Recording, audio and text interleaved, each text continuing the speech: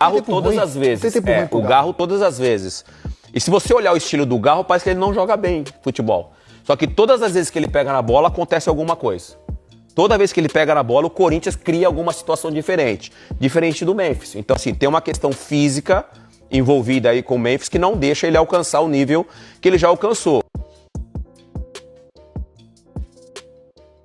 Pro jogo e um erro, né? Para mim, um erro claro de arbitragem. O Ayrton Lucas estava numa posição natural, correndo, não teve a intenção de colocar a mão na bola, um erro grave que até me parecia que tinha melhorado essa questão aqui no Brasil, pelos jogos da Copa do Brasil no meio de semana.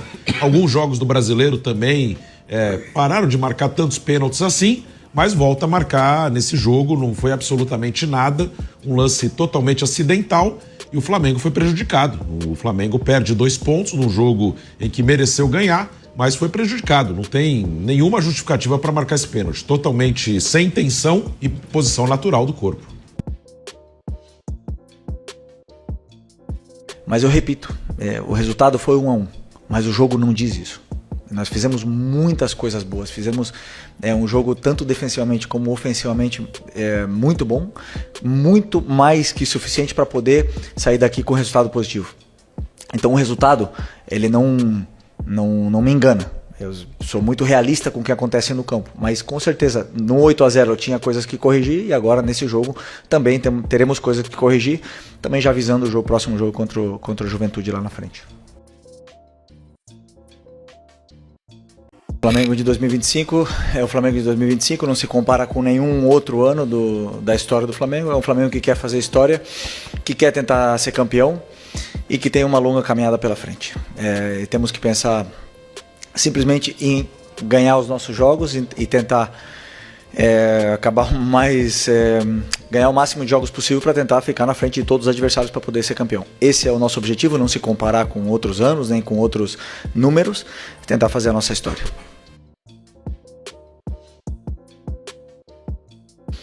Não, os jogadores eles falam com o árbitro, só que eles estão tão concentrados em vencer, não é o trabalho deles, ir lá brigar com o juiz e ficar reclamando toda hora. Quem tem que fazer o trabalho dele é o juiz, que tem que apitar o que tem que apitar.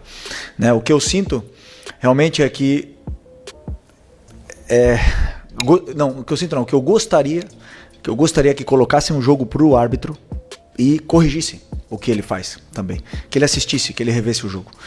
As coisas que eles erram. Que eu não tenho muita dúvida se eles fazem isso. E os erros se repetem.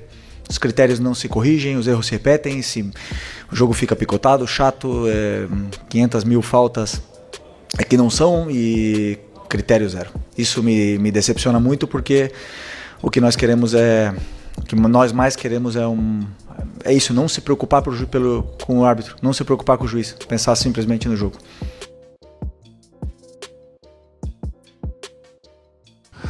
Ô, Tico, a verdade é o seguinte, o Abel está certo ao longo do tempo, desde quando ele chegou. Ele continua como treinador do Palmeiras, o Corinthians já trocou vários treinadores. Ele falou que já enfrentou vários, né? No momento que perguntado o duelo entre ele e Dorival ganhou mais dele do que ele ganhou do Dorival, nos confrontos diretos treinador com treinador. Né? Em relação ao jogo, o Palmeiras teve a mais posse de bola, foi melhor, mas não agrediu o Hugo. O Hugo pouco fez defesas. E por parte do Corinthians em relação ao Everton, o Everton pouco trabalhou. Mas o Corinthians mantém, né, uma invencibilidade, não perdeu.